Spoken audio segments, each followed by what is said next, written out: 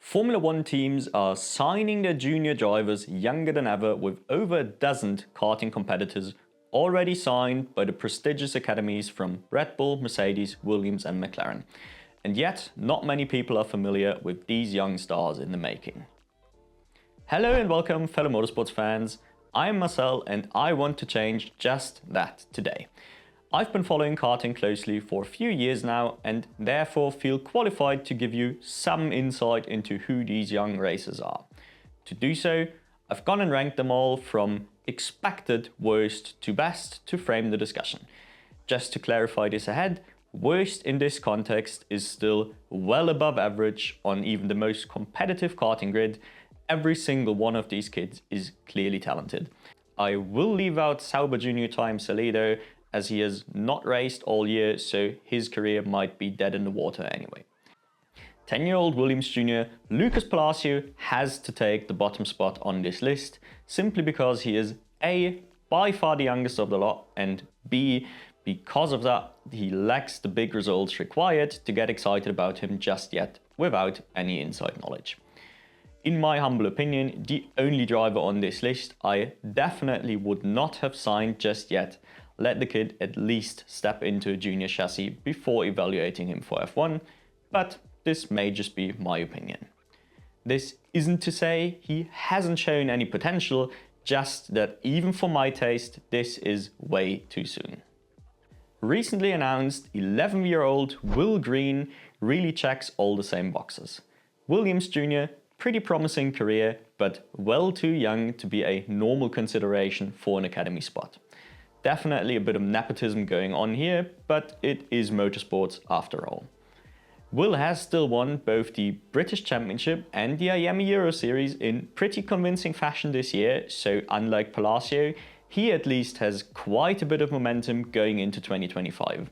Again, he is also really just a tad too young if you ask me, but that is really the only thing I can hold against him.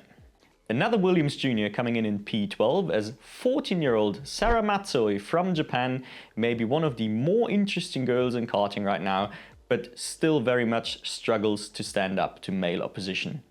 She has shown a few flashes of potential, particularly when up against weaker grids she did shine in the past, but of course in the context of F1 prospects this is not enough.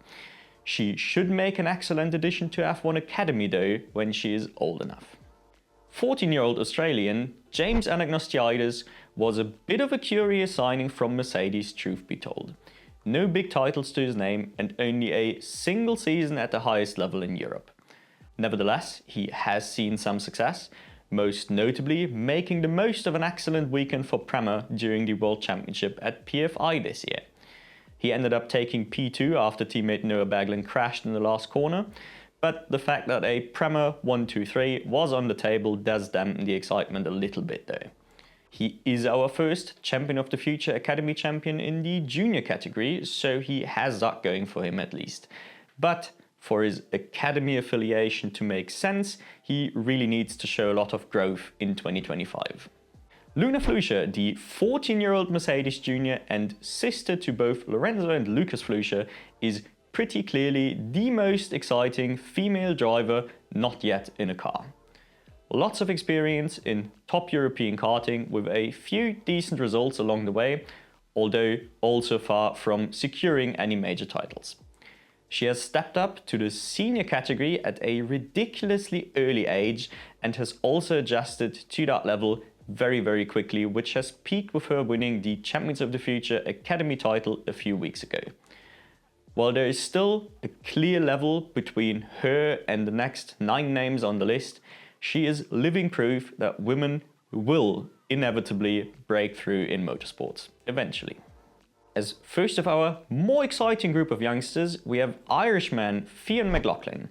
The 17-year-old is a bit older than everyone else on this list, which put him down in 9th position, but it should not distract from the skills he has shown on a consistent basis.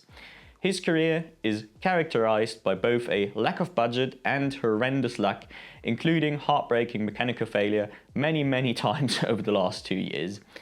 I'm really glad Red Bull has signed him to give him a shot at something quicker, and I've got no doubt he'll be quick, but the path to F1 will certainly be an uphill battle. Another 14-year-old Red Bull junior, young Swede Scott Lindblom, is also a bit of an X factor in my book. A pretty consistent force on the European scene, but rarely a clear front runner. But at the same time, often a bit outgunned, as Tony Kart really has not found much success on that level in recent years. Therefore, he is a bit difficult to rate based on his CV alone, but if recent Tony Kart graduate Maciej Gladish is anything to go by, Red Bull have probably made a good choice here. And another one on the long list of interesting Red Bull signings, Lebanese driver Christopher El Figali, former Rotax world champion and massively impressive when he ventured into the SICK FIA world for the first time at the 2023 World Championship. He has basically had a break all season before debuting in the Spanish F4 and has been announced to continue his journey there. Driving for DriveX does basically take him out of title contention before the season starts, but I still believe he will make a strong impression. Leaving this slightly odd Red Bull trio behind, this now only leaves us with 6 massively impressive youngsters, all of which have already achieved greatness in one form or another. 12-year-old Dutch Williams Jr. Dean Hugendorn has only stepped up to the OK Juniors this season and has finished the year with his first victory at the WSK Finals Cup. Comfortably the most impressive rookie in the field across the full season, and certainly an exciting prospect for the next couple of years. While he is at an age where nothing is set in stone, he has already shown signs of future greatness. Rocco Coronel, the 14-year-old son of Dutch racing veteran Tom Coronel and recently signed Red Bull Jr., had already collected a ton of silverware in lesser competition before finally stepping up to the SICK FIA stage for the 2024 season. He immediately established himself as one of the consistent front runners in the ultra-competitive OK Junior category, including a win at Valencia and a podium at the World Championship. This alone would have put him high up on this list, but he has since also debuted in both the Ginetta Juniors and the OK Senior category, doing quite well for himself in both to showcase his adaptability. Much like his fellow countryman Hugendorn, he has finished the year on a high in the WSK Finals Cup as well, finding himself on the top step in just his second ever senior outing. He'll be one of the key figures in the category next year, while presumably also finding himself near the sharp end in the Ginettas. Mercedes junior Kenzo Craigie has made the headlines at the end of an eventful 2024 season by winning back-to-back world titles in karting. First of all, the official SICK FIA OK Junior title at PFI, and later the pseudo world title handed out at the Miami Warrior Final. For a 14-year-old, he has displayed an incredible ability to rise to the occasion on the biggest stages, a characteristic that'll surely come in handy once he finds himself fighting for junior Formula titles. Over the full year, he might not have been up to the standard set by the other top OK Junior runners, but he has also had a relative lack of experience on the highest level. He'll be one of the youngest senior competitors next year, so let's see if he can continue this sick run of form. Another Red Bull Junior, and no doubt the Austrian outfit's biggest hope for their near future, Orange Austrian Niklas Schaufler. Despite missing out on all of the big European OK Junior titles this year, he has still been an absolute force in the category for 3 years running, with his consistent, believable improvement along the way. He may have not quite done enough to earn the top spot of this list, but it still feels like the only way for Schaufler is up. Much like Coronel, he has also had a successful seniors debut at the end of the year, finding himself on the podium twice and taking P2 in the Finals Cup overall. He has already been testing F4 machinery and appears to have had very solid backing even before Red Bull picked him up. Therefore, I'd expect him to give his F4 debut very early in 2025, as he will turn 15 in January. The Ukrainian Phoenix, Oleksandr Bondarev, has been one of the most highly anticipated karting graduates for the upcoming season and already had a few guest starts in the Italian F4. Earning himself the nickname thanks to an epic comeback from horrific injuries sustained in karting, the 15-year-old has already proven to have a level of mental strength far beyond his age. With multiple big titles to his name, including the European OK Junior title post-injury I might add, and a fantastic run in the seniors to start his 2024, he has been nothing but stellar for most of his career.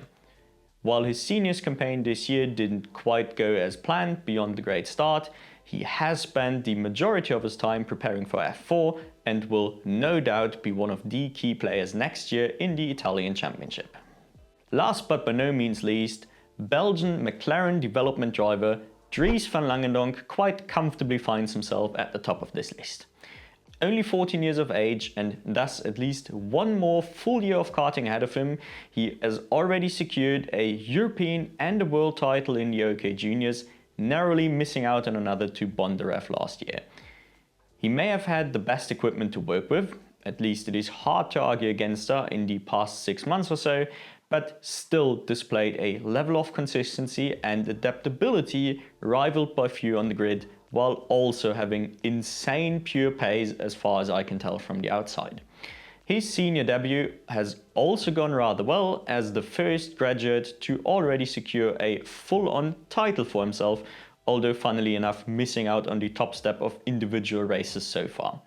I don't think anyone on the level of Freddie Slater or Kimi Antonelli is stepping up to F4 in 2025, but Dries Van Langendonck might reach the same level of hype come 2026. If you want to follow these youngsters' careers more closely moving forward, I would very much suggest subscribing to the channel as I do cover the full feeder series season on a weekly basis, all the way down to a quick weekly karting report. Otherwise, please leave a like if you enjoyed the video, and I thank you all for watching, and I do hope to catch you in the next one.